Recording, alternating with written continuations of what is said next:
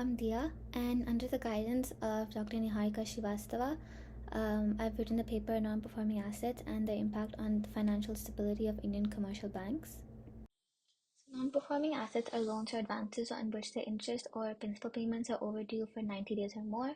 They're classified into three distinct categories: substandard assets, doubtful assets, and loss assets. I read some significant articles and I found some of the key factors which lead to non-performing assets in the Indian commercial banks and their impact on financial stability. So NPAs can arise because of macroeconomic factors like economic downturns and business cycles. Then also there's corporate governance issues, which is poor credit assessments, which can result in loans to high-risk borrowers who fail to repay, and also regulatory challenges, which delay project approvals, payments, and can lead to loan defaults. So these factors, they collectively impact the borrower's cash flow and income, and they affect their ability to repay the loans. And this in turn destabilizes a bank's financial health. Um, I also wanted to understand the present status of the NPA. So as of March 2023, the gross NPA is 3.9%, and the factors contributing to this improvement include higher loan growth, a decline in slippages, better recoveries, and write-offs of bad. These are some of the most significant ways that NPA can impact the financial health of banks. The NPAs can lead to lower return on assets, they can hinder a bank's lending capacity, and declining credit quality hampers a bank's performance, and it can lead to their eventual collapse. So for this research, I've read about 10 to 15 research papers, and these are the 4 research papers that I thought were the most significant in terms of this research paper.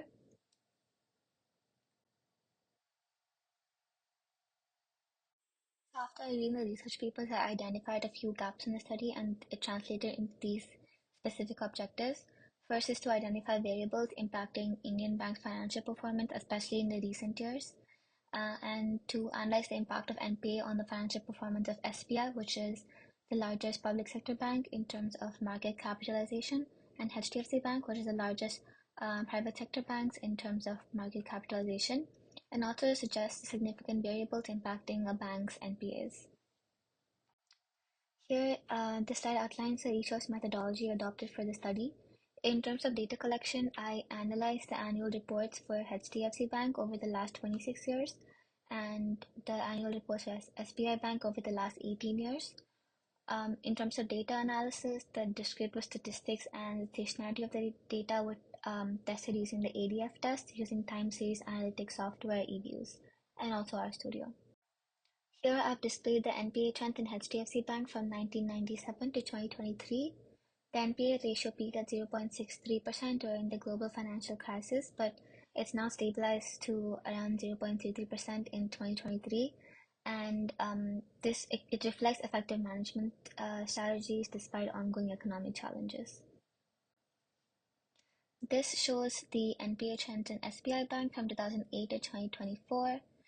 In the year 2017, the NPA ratio was quite high because of the acquisition of the asset quality review. So as you can see, HDFC Bank has a lower net NPA net advances ratio compared to SBI because in 2023 it's about 0.57% for SBI. This is the descriptive statistics of SBI Bank with a standard deviation of 0.12 for net NPA to net advances. This shows the descriptive statistics of HDFC Bank with a standard deviation of 0.258 for net NPA to net advances. So based on the collected data, we proposed a hypothesis. NPA by net advances significantly predicts net profit by interest income or not, and if NPA by net advances significantly predicts return on assets or not. This was tested at 0.05 significant level using the eView software. The autocorrelation was tested using the Durbin-Watson test, and multicollinearity was tested using the ADF test. No autocorrelation or multicollinearity was found for either test, and the data was stationary.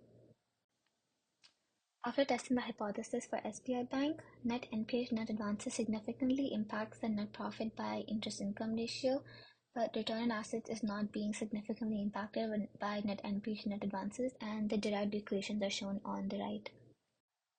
For the HDFC Bank, the net NPA net advances also significantly impacts the net profit to net income ratio, but it does not impact the return on assets as significantly. And as per my finding, the NPA impacts the net profit of SBI by minus 3.16, and for HDFC, it impacts the net profits by minus 0.11. So the impact of NPA on net profits is more significant in SBI, but as you've seen, SBI manages their NPA better than HDFC does.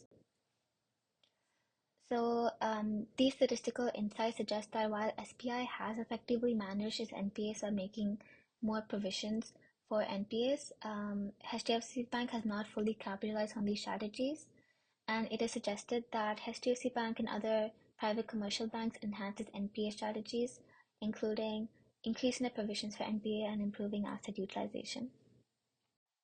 These are all the references I went through to write my paper.